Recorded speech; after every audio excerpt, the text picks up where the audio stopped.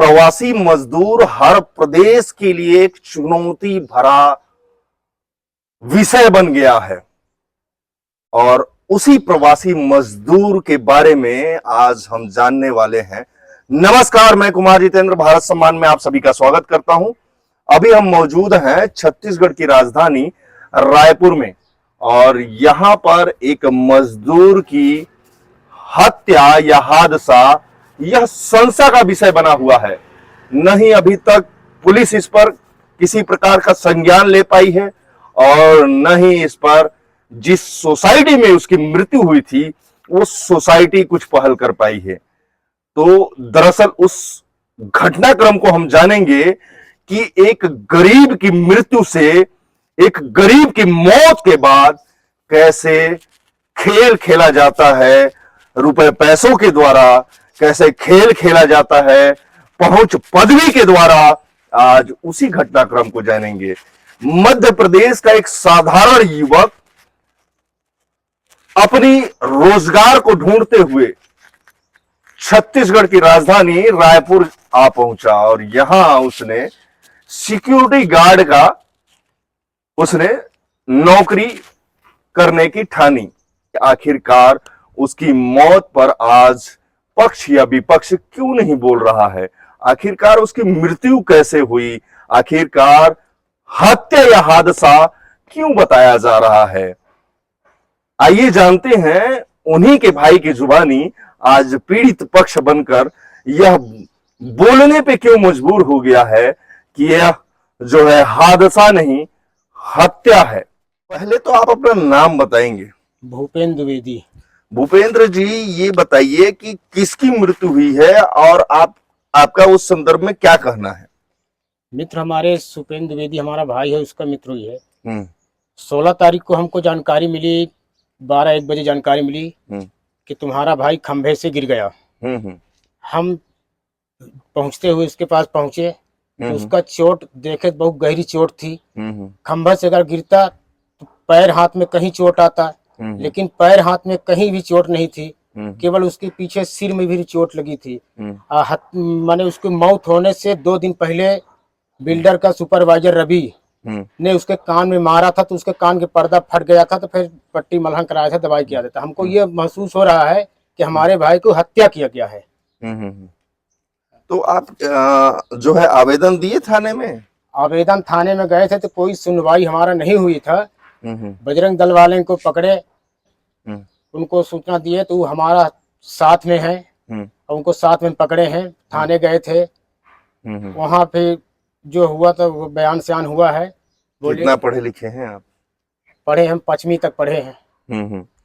तो ये आप जो है मध्य प्रदेश से हैं, आप जैसा कि बताएं। ये बताइए कि आप लोग कितने भाई बहन हैं? 5 भाई थे, 1 बहन, 6। अभी 4 बच गए हैं। 4 भाई बचे। कितने उम्र थी आपके भाई की? 28 साल। 28 साल जी। तो अभी आप क्या चाहते हैं सरकार से? आप जो है छत्तीसगढ़ शासन से क्या चाहते हैं इस बारे में? हमारा निवेदन यह है कि हमको न्याय चाहिए, बस। सबसे निवेदन हाथ जो कहते हैं न्याय चाहिए, क्योंकि हमारे भाई की मृत्यु हो गई है। तो हम लोग बहुत परेशान हैं, बहुत कोशिश की है, लेकिन कोई सुनवाई नहीं हो रहा। सोसाइटी वाले कुछ बोल रहे हैं और ना पुलिस प्रशासन ने कुछ नहीं बोल रही। ये जिस सोसाइटी का जिक्र कर रहे हैं वह सोसाइटी जो है वो रामा रेसिडेंसी के नाम से जाना जाता है। दरअसल मेरे ठीक पीछे जो रेसिडेंसी देख रहे हैं यह वही रेसिडेंसी है जहां पर सुपेंद्र को गंभीर अवस्था में चोटें आई थी, जिसे अस्पताल में भर्ती कराने के पश्चात उसे मृत घोषित कर दिया गया था और किसी संगठन के द्वारा उनकी मौत का जो है शिकायत थाने में दिया गया और उसी संगठन से हम जानेंगे कि आखिरकार मामला क्या है और आपको जो है पुलिस प्रशासन के द्वारा क्या आश्वासन दिया गया। जिस संगठन का जिक्र कर रहे थे उस संगठन के पदाधिकारी हैं। आखिरकार जो है इनसे ही जानते हैं कि मामला क्या था और आपने कहां-कहां शिकायतें दी और क्या अभी तक उसका फलस्वरूप निकल पाया। सबसे पहले तो आप साधुवाद के पात्र हैं कि गरीब परिवार का आप साथ दे रहे हैं, उसके न्याय की लड़ाई में आप जो है डट करके सामना कर रहे हैं। सबसे पहले अपना परिचय बताएंगे। मैं अंतर्राष्ट्रीय हिंदू परिषद जिला अध्यक्ष रायपुर। तो नाम बताएंगे? रवि नेचवानी। आप रवि जी ये बताइए कि ये जो घटनाक्रम है उसका संक्षिप्त विवरण, और आप जो है इस घटना की जानकारी कहाँ दी और अभी तक क्या आपको वहां से आश्वासन मिला? देखिए, डॉक्टर प्रवीण भाई तोगड़िया संस्थापक हमारे अंतर्राष्ट्रीय हिंदू परिषद, राष्ट्रीय परिषद, ऐसे 13 आवामों का हम लोग संचार कराते हैं। इसमें एक मुट्ठी अनाज है, महिला परिषद है, एक हमारा आवाम है। फिलहाल हम मुद्दे पे पहुंचते आ रहा हूँ। उसी में हमारा एक आवाम है हिंदू हेल्पलाइन, जिसमें हिंदुओं की हम सहायता करते हैं। जो भी गरीबों का, ऐसा नहीं करेंगे हिंदू किसी भी धर्म से ही प्रताड़ित होता है, कहीं रसूखदार रहते हैं उनके द्वारा भी प्रताड़ित रहता है, कुछ दबा लिया जाता है, उनको कोई सहायता नहीं पाती। मजदूर वैसे लोगों को कहीं से दूसरे राज्य से लाके सरकार यहाँ पे नौकरी में रखा जाता है, ऐसे कई सारे केस होते हैं। तो जिसमें हमको अभी यहाँ से जानकारी मिली कि सुपेंद्र द्विवेदी नाम का लड़का यहाँ पे वॉचमैन की नौकरी करता था, जिसमें हमको इनके परिजनों से ज्ञात मिला कि करके उनको उनकी मृत्यु होने के पश्चात हमें हॉस्पिटल में बुलाया गया करके इनको गहरी चोट आई है, पोल से गिरे हैं और इनके पास आप आइए तो इनका हालचाल देखिए करके। तो हालचाल देखने बाद हुआ है तो वो लोग तो उनको छोड़ के चले गए। ये परिजन जो थे उनकी लाश को लेके घूमते रहे, कैसे इलाज कराए, क्या कराए, ये कोई यहाँ के रहवासी नहीं है। तो इन्हें ले आके टोटल फिर दूसरी हॉस्पिटल ले आ गया जहाँ पे इनको मृत घोषित किया गया द्विवेदी को। उसके पश्चात फिर इनका कहना है कि करके किसी व्यक्ति की, हमारे भाई की जो मृत्यु हुई है वह मृत्यु नहीं, एक हत्या का प्रयास है। हमने पूछा कैसे, तो उनका कहना है कि 2 दिन पहले ही यहाँ के बिल्डर के सुपरवाइजर ने उनसे मारापेटी की थी, जिनपे उनका खून बहा था और उनका मतलब पट्टी करवा दी थी बस, जिससे वो भी हमको पूछने बताया गया। तो इनका शक है कि उनकी हत्या की गई है।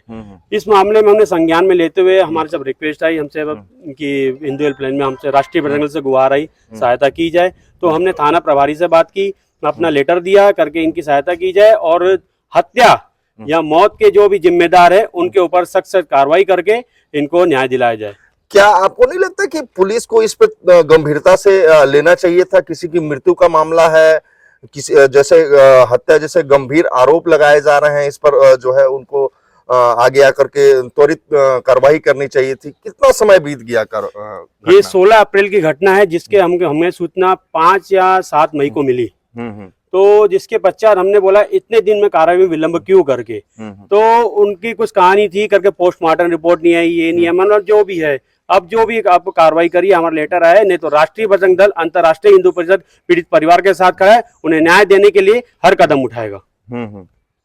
जैसा कि ये बजरंग दल, राष्ट्रीय बजरंग दल के लोग हैं, जो पदाधिकारी हैं, और इनका कहना है कि पुलिस को लिखित सूचना देने के बावजूद जो है कार्रवाई अभी तक नहीं हुई है। इनके द्वारा जो है आंदोलन का भी जो है दिया गया, रुक के आंदोलन भी किया जाएगा यदि सही समय पे कार्य न किया गया तो। आखिरकार ऐसे पुलिस अधिकारी की मानसिकता आती कहां से है? आखिरकार ऐसे लोग की पदस्थापना करता कौन है कि किसी की मृत्यु के पश्चात भी वह मामला जो है ठंडे बस्ते में चला जाता है। आज छत्तीसगढ़ के मुखिया भले ही लोकसभा चुनाव में व्यस्त रहे, पर किसी को तो भागदौड़ जो है न्याय व्यवस्था सुचारू रूप से चले उसकी जो है जिम्मेदारी दी गई है। लेकिन आज जो है छत्तीसगढ़ में न्याय व्यवस्था जो है चरमराती हुई दिखाई दे रही है। आखिरकार इसके पीछे का वजह क्या है वह तो जांच का विषय है। आज लोग तरह तरह की चर्चाएं क्यों किए जा रहे हैं? आज सत्ता बदल गई है पर तासीर वही नजर आ रहा है, जिसके वजह से सत्ता की बदली हुई तस्वीर छत्तीसगढ़ की जनता ने साफ साफ जो है विधानसभा के रिजल्ट से ही दिखा दिया था। आखिरकार न्याय व्यवस्था कब सुदृढ़ होगी छत्तीसगढ़ की? क्या इस पीड़ित परिवार को न्याय मिल पाएगा? इसी तरह के ढेरों सवाल आज जो है चर्चाएं बनी हुई है। आज जो है न्याय के लिए दर दर भटकने को मजबूर है पीड़ित परिवार। उसी कड़ी को हम एक बार और जोड़ते हैं। जैसा कि पीड़ित परिवार ने कहा कि वह यहाँ पे क्या काम करने के लिए आया था? गार्ड का काम करने के लिए। वो इलेक्ट्रिशियन का काम भी जानता था क्या? नहीं, इलेक्ट्रिशियन का काम नहीं जानता। आप यहाँ के ठेकेदार हैं, मजदूरों को लगाते हैं नौकरी, ऐसा कुछ है क्या? जी। हैं? सबसे पहले अपना परिचय बताएंगे, करते क्या है उसका भी परिचय बताएंगे आप। शशिकांत शुक्ला मेरा हाँ। नाम है जी। और गार्ड का काम मैं करवाता हूँ, है ना। उसी कड़ी में यहाँ रमा रेसिडेंसी में 4-5 महीने से मेरे गार्ड लगे हुए थे। तो अभी 1.5 महीना पहले करीब सुपेंद्र द्विवेदी आया था, तो मैं उसको भी यहाँ रखा था काम में। उसके पहले भी उससे 2-3 बार लाइट का काम करवाए, जिसके लिए मैंने अध्यक्ष को भी मना किया कि भाई ये लाइट का काम नहीं जानता है, इसे खंभे उम्भे में मत चढ़ाइए, कहीं कल कुछ हो जाएगा तो उसकी कौन जिम्मेदारी लेगा।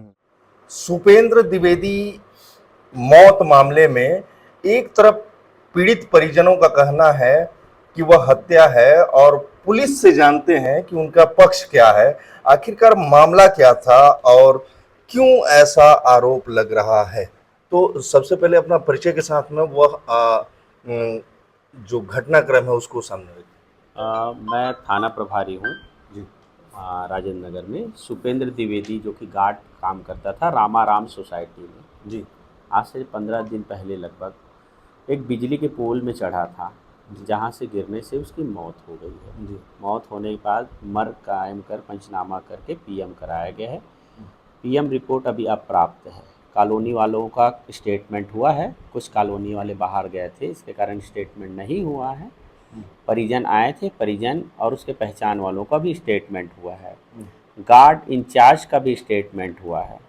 बाकी जब सोसाइटी के बाकी सदस्य आ जाते हैं, उनका स्टेटमेंट होने के बाद अब पीएम रिपोर्ट में जो फाइंडिंग आती है उसके बाद इसमें अग्रिम कार्रवाई की जाएगी। मृतक के भाई का कहना था कि मृत्यु के 2 दिन पूर्व उसके साथ में मारपीट हुई थी, उसके बारे में ऐसा पंचनामा में कहीं दिखा नहीं है कि मारपीट का चोट का निशान हो, और बाकी पीएम रिपोर्ट आने के बाद हम बता पाएंगे कि उसमें कब के थे, घटना के पहले के थे कि घटना के समय का था। जैसा कि आपने सुना कि इनका स्पष्ट कहना है कि वह जो है बिजली पोल खंभे से गिरा था। आगे जांच जो है इनकी क्या रंग लाती है और पीड़ित को क्या न्याय मिलेगा, यह तो जांच के पश्चात ही पता चलेगा। इसी तरह के बेबाक खबरों के लिए जाना जाता है भारत सम्मान को। हमारी मुहिम रही है कि लगातार ऐसे मुद्दों को हम उठाते रहें ताकि गरीब असहाय पीड़ित को न्याय मिल सके। धन्यवाद। भारत सम्मान, हो जाओ सावधान।